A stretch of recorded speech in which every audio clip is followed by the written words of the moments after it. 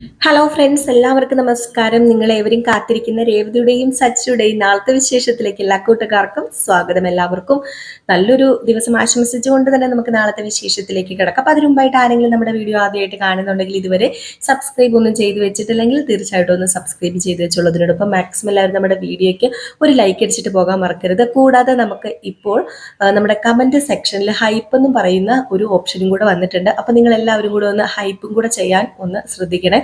അപ്പോൾ ഈ ഹൈപ്പ് ചെയ്യുന്നതിനനുസരിച്ച് നമ്മുടെ വീഡിയോയ്ക്ക് റീച്ച് കൂടും. അപ്പോൾ അതുകൊണ്ടാണ് പറയുന്നത്, ലൈക്ക് പോലെ തന്നെയാണ് ഹൈപ്പും. അപ്പോൾ നിങ്ങൾ ആ ഹൈപ്പ് എന്നുള്ള സ്ഥലത്ത് ഒരു സ്റ്റാറിൻ്റെ ഒരു ഇതൊക്കെ കാണും, ഒരു സ്റ്റാറിൻ്റെ ഒരു ചിഹ്നം. അതിൽ നിങ്ങൾ ക്ലിക്ക് ചെയ്താൽ മതി, എന്നിട്ട് ഹൈപ്പ് ആക്കിയാൽ മതി. അപ്പം നമുക്ക് ഹൈപ്പ് ആയിക്കോളൂ കേട്ടോ. അപ്പോൾ അതും കൂടെ നിങ്ങളൊന്ന് ശ്രദ്ധിക്കണം കേട്ടോ. ഇപ്പം ഇനി മുതൽ നമ്മുടെ വീഡിയോ കാണുമ്പോഴേ. അപ്പം നമുക്ക് നേരെ ഇന്നത്തെ അല്ല, നാളത്തെ വിശേഷത്തിലേക്ക് കിടക്കാം. ഇന്നത്തെ വിശേഷം ഞാൻ രാവിലെ പോസ്റ്റ് ചെയ്തിട്ടുണ്ടായിരുന്നു. അപ്പം അതിൻ്റെ ബാലൻസ് മുതലാണ് കേട്ടോ പറയുന്നത്. അപ്പം ഇന്നത്തെ വിശേഷം കണ്ടിട്ടില്ലാത്തവരൊക്കെ ഉണ്ടെങ്കിലേ നമ്മുടെ ഈ വീഡിയോയുടെ തൊട്ട് താഴെ നയനയുടെയും ആദർശിൻ്റെയും കഥയാണ്. അതിൻ്റെ താഴെ നമ്മുടെ ഇന്നത്തെ വീഡിയോയും കൂടി കിടപ്പുണ്ട്, ഇന്നത്തെ ഫുൾ വിശേഷവും കൂടി കിടപ്പുണ്ട്. അപ്പം നേരെ ഞാൻ വിശേഷത്തിലേക്ക് കിടക്കുകയാണ്. അങ്ങനെ കുടിച്ച് പൂക്കുറ്റിയായിട്ട് നമ്മുടെ ശ്രുതി ഇരിക്കുകയാണ്. അപ്പം ശ്രുതി അങ്ങനെ കുടിക്കാറൊന്നും ഇല്ലല്ലോ, പക്ഷേ നമ്മുടെ സച്ചിയും ശ്രീകാന്തും കൂടി ചേർന്ന് ശ്രുതിനെ കുടിപ്പിച്ചെന്ന് വേണമെങ്കിൽ പറയാം. എട്ടക്കൊരു പണിയൊക്കെ നമ്മുടെ ശ്രുതിക്ക് കൊടുത്തില്ലെങ്കിൽ എന്തായാലും രസമായിരിക്കുന്നത്. അങ്ങനെ മൂക്കറ്റം കുടിച്ച ശ്രുതിനെ കണ്ട് നമ്മുടെ ശ്രുതി ഞെട്ടിപ്പോവാണ് കേട്ടോ. തൻ്റെ ഭർത്താവ് ഒരിക്കലും കുടിക്കുന്നൊന്നും വിചാരിച്ചതല്ല. അതുമാത്രമല്ല, താഴെ രേവതിയും നമ്മുടെ വർഷയും ശ്രുതിയും കൂടി സംസാരിച്ചുകൊണ്ട് നിന്നപ്പോൾ മുകളിൽ ഭയങ്കര ബഹളം കേട്ടപ്പോഴേ എന്തായിരുന്നു നമ്മുടെ ശ്രുതി പറഞ്ഞത്? സച്ചി ഇന്ന് കുടിച്ചിട്ടുണ്ട് രേവതി, സച്ചി മൂക്കറ്റം കുടിച്ചിട്ടുണ്ട്, അതുകൊണ്ടാണ് അത്രയ്ക്കും വലിയ ഒച്ച മേളിന്ന് കേൾക്കുന്നതെന്ന്. പക്ഷേ കുടിച്ചേക്കുന്നത് നമ്മുടെ ശ്രുതിയാണ്. അങ്ങനെ നമ്മുടെ ശ്രുതിക്ക് നടക്കാൻ പോലും പറ്റില്ല. ആ ഒരു അവസ്ഥയിലാണ് കോണിപ്പടിയൊക്കെ ചവിട്ടി ഇങ്ങനെ ഇറങ്ങി വരുന്നത്. ഇത് കണ്ടു കഴിഞ്ഞപ്പോഴത്തേക്കും പെട്ടെന്ന് നമ്മുടെ ശ്രുതി ഒന്ന് ഞെട്ടി. ശ്രുതി, ഇതെന്താ ശ്രുതിക്ക് എന്താ പറ്റിയത്? ശ്രുതി വീഴുവല്ലോ ചെയ്തോ? ഏയ്, എൻ്റെ പൗഡർ നടത്തി ശ്രുതി വീണിട്ടൊന്നുമില്ല. ദേ, എൻ്റെ ശ്രുതിയേട്ടൻ കുടിച്ച് പൂക്കുറ്റിയായിട്ട് നിൽക്കുകയാണ്. കുടിച്ചെന്നോ? ശ്രുതിയോ? എന്താ ശ്രുതി ഇത്? അത് പിന്നെ ശ്രുതി, സന്തോഷമല്ലേ നമുക്ക് വലുത്? നമ്മൾ വലിയ ബിസിനസ് തുടങ്ങാൻ പോവല്ലേ? അപ്പൊ ചെറിയൊരു സന്തോഷത്തിനൊരു ഇച്ചിരി ദേ, എനിക്ക് നിന്നോട് കുറച്ച് ബിസിനസിനെ കുറിച്ച് സംസാരിക്കാനുണ്ട്. നീ വന്നേ, നീ ഇവിടെ അങ്ങ് ഇരുന്നേ എന്നൊക്കെ പറഞ്ഞു പൂസ് മൂത്ത ശ്രുതി എന്തൊക്കെയാ പറയുന്നതെന്ന് ശ്രുതിക്ക് പോലും അറിയില്ല. അപ്പൊ അങ്ങനെ കുറച്ച് അടിപൊളി സീനുകൾ കാണിക്കുന്നുണ്ട്. അപ്പൊ അതൊക്കെ കഴിഞ്ഞ് പിന്നെ കാണിക്കുന്ന സീൻ എന്ന് പറഞ്ഞിട്ടുണ്ടെങ്കിൽ, നേരം വെളുത്ത ഉടനെ നമ്മുടെ ശ്രുതിക്കിട്ട് ആട്ടി മൂടി നമ്മുടെ ശ്രുതിക്കിട്ട് കൊടുക്കുന്നുണ്ട് കേട്ടോ. ഇനി മേല നിങ്ങൾ കുടിച്ചു പോകരുത്, ബിസിനസ്സും കോപ്പവും മണ്ണാങ്കട്ട കാർ എടുത്തു എന്ന് പറഞ്ഞുകൊണ്ട് നിങ്ങൾ കുടിച്ചു കഴിഞ്ഞിട്ടുണ്ടെങ്കിൽ ആ രേവതിയുടെയൊക്കെ മുമ്പിൽ ഞാനല്ലേ നാറുന്നത്? നിങ്ങൾക്ക് എങ്ങനെ തോന്നി കുടിക്കാനായിട്ട്? എൻ്റെ മുഖം ഓർത്താൽ നിങ്ങൾക്ക് കുടിക്കാൻ തോന്നുന്നു? ഞാൻ കഷ്ടപ്പെടുകയാണ് ഓരോന്ന് ചെയ്യാൻ വേണ്ടി, തള്ളി നീക്കാൻ വേണ്ടി. ബിസിനസ് എങ്ങനെയെങ്കിലും ആരംഭിക്കാൻ നോക്കുമ്പോഴത്തേക്കും കുടിച്ചോണ്ട് നടന്നാൽ മതി. എന്താ ശ്രുതി ഇത്? ശ്രുതിനെ കുറിച്ച് എനിക്ക് കുറച്ച് ചിന്തകളും സങ്കല്പങ്ങളൊക്കെ ഉണ്ടായിരുന്നു, അത് ഓരോന്നായിട്ട് ശ്രുതി തകർത്ത് കളയരുത് പ്ലീസ്, ഞാൻ കാല് പിടിക്കാൻ ശ്രുതി എന്ന് പറഞ്ഞപ്പോൾ, അയ്യോ ശ്രുതി, ഒരു അബദ്ധം പറ്റിപ്പോയതാ സത്യമായിട്ടും. ഇനി എൻ്റെ ശ്രുതിയാണ്. അയ്യോ, എൻ്റെ തലയെ തൊട്ടൊന്ന് സത്യം ചെയ്തേക്കല്ലേ ശ്രുതി കുടിക്കാതിരുന്നാൽ മാത്രം മതി, വേറൊന്നും വേണ്ട. ശ്രുതി, ദേ, ആ സച്ചി ഏത് നേരവും കുടിച്ച് നടക്കുക എന്ന് പറഞ്ഞ് നമ്മളാ ഓരോ പ്രശ്നം ഉണ്ടാക്കുന്നത്. ഞാൻ രേവതിയോട് പലതവണ പറയാറുമുണ്ട്, എൻ്റെ ഭർത്താവ് സച്ചിനെ പോലെ കുടിക്കുന്ന ഒരാളല്ലെന്ന്. അതിന് തിരുത്തി പറയേണ്ട അവസ്ഥ ഉണ്ടാകരുത്.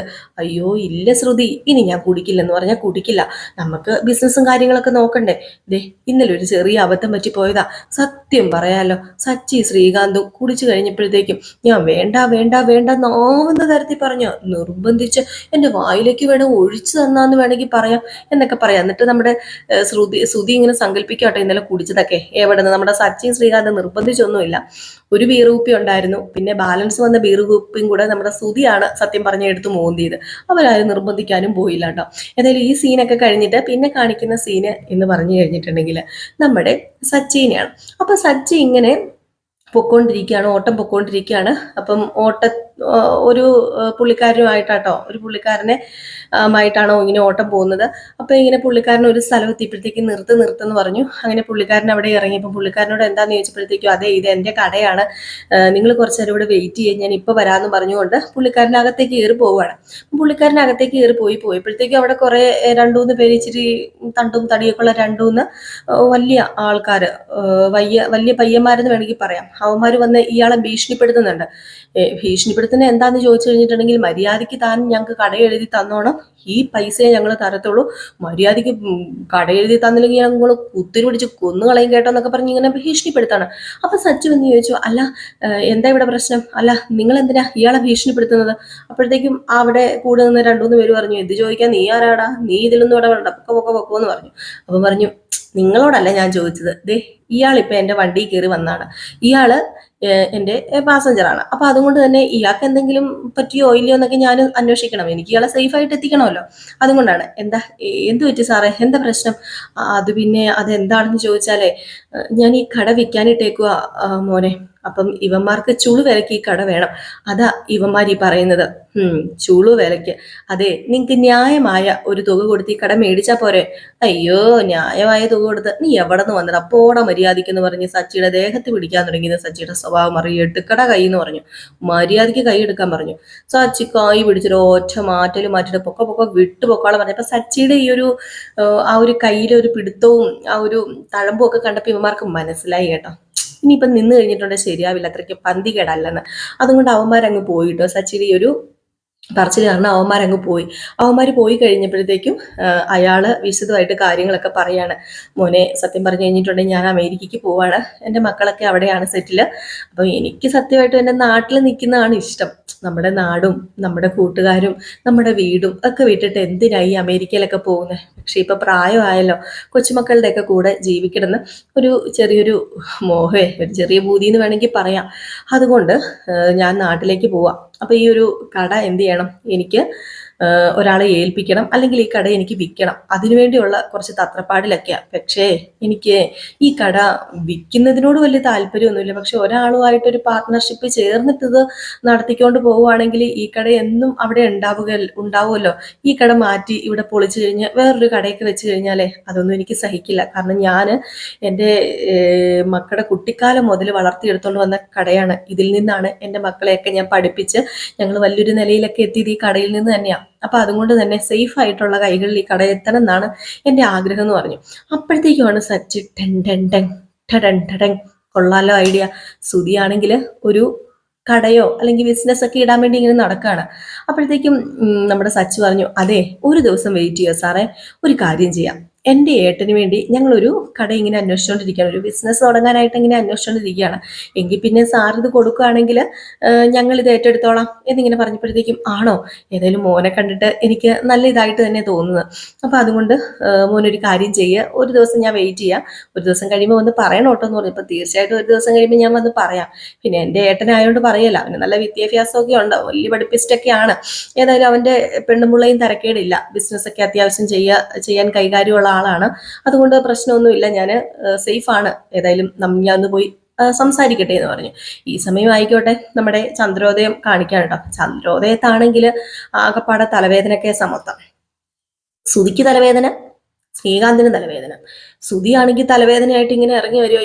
അയ്യോ എന്ന് പറഞ്ഞിട്ട് ഇങ്ങനെ ഇറങ്ങി വരുമ്പോഴത്തേക്കും ചന്ദ്ര ചോദിക്കുക, എന്താടാ നിനക്ക് തലവേദന, നിനക്ക് എന്താ പറ്റിയത്? അറിയില്ലമ്മേ, ഒരു തലവേദന. അപ്പം ശ്രുതി വന്നിട്ട് തലവേദന എങ്ങനെ വരാതിരിക്കും എന്ന് പറഞ്ഞ് ഇന്നലത്തെ കേസ് അങ്ങ് പറയാൻ തുടങ്ങിയപ്പോഴത്തേക്കും ശ്രുതി പറഞ്ഞു, ശ്രുതി എന്ന് വിളിച്ചപ്പോഴത്തേക്കും പെട്ടെന്ന് ശ്രുതി പറഞ്ഞു, അതെ ഇവള് ചുമ്മാ പറയുന്ന അമ്മേ, ഇന്നലെ ഞാൻ ഒരുപാട് ആലോചിച്ച് കിടക്കുമായിരുന്നു, എന്ത് ബിസിനസ് ചെയ്യണം, ഏത് ബിസിനസ് ചെയ്യണം, ആകെ മൊത്തം കൺഫ്യൂഷൻ അമ്മേ, അതുകൊണ്ടാ നല്ല പെയിനുണ്ട്, നല്ല തലവേദന. അപ്പോഴത്തേക്കാണ് ശ്രീകാന്ത് വയ്യേ തലവേദനയാന്നും പറഞ്ഞു വരുന്നത്. അപ്പൊ ശ്രീകാന്ത് വരുന്നുണ്ടപ്പോ, നിനക്കും തലവേദനയോ, നീ ഇന്നലെ രാത്രി ചിന്തിച്ചു കൂട്ടുമായിരുന്നോ?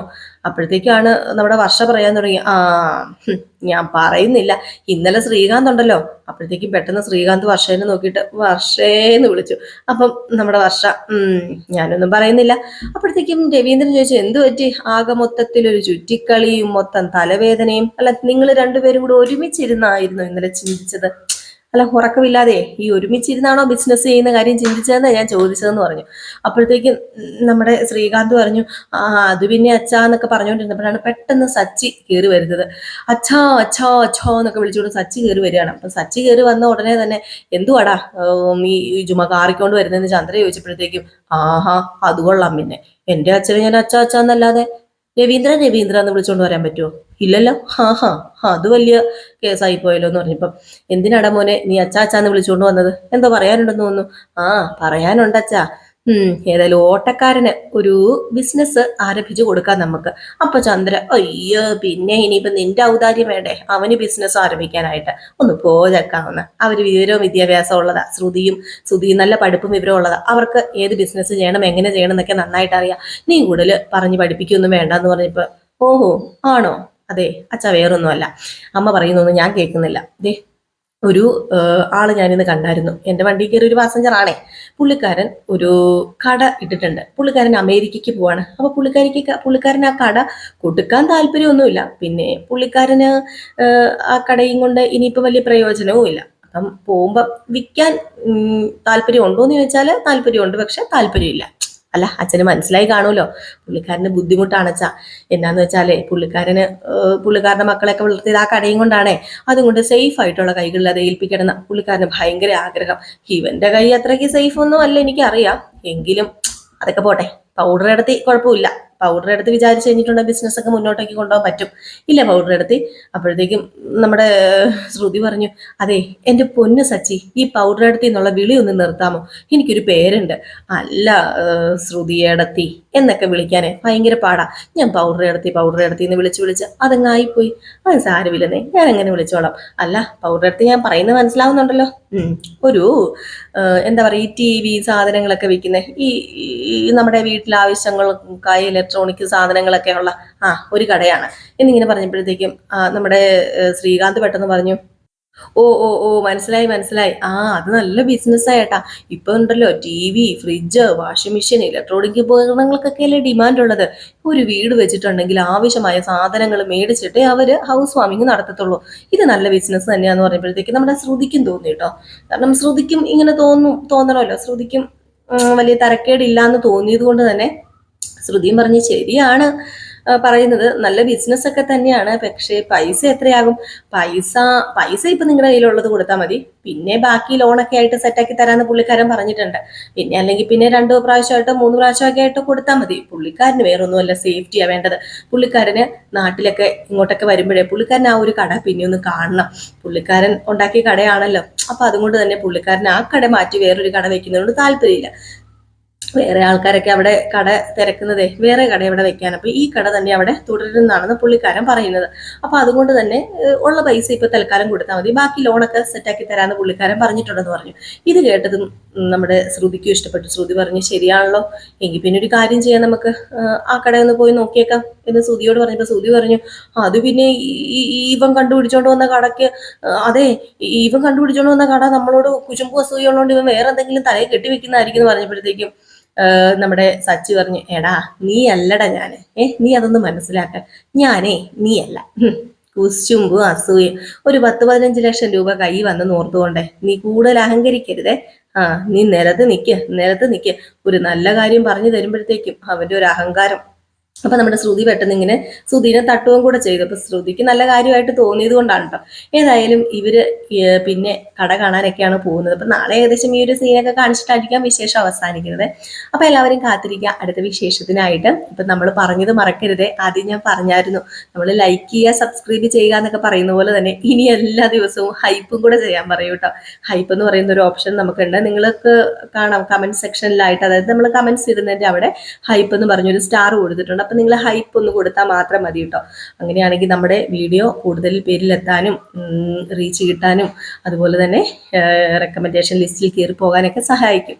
അപ്പൊ അതുകൊണ്ടാണ് കേട്ടോ പറഞ്ഞത്. അപ്പൊ എല്ലാവരും കൂടെ ഒന്ന് ഹൈപ്പ് കൊടുക്കാൻ മറക്കരുത്, ലൈക്കും കൊടുക്കാനും മറക്കരുത്. Tata, bye bye.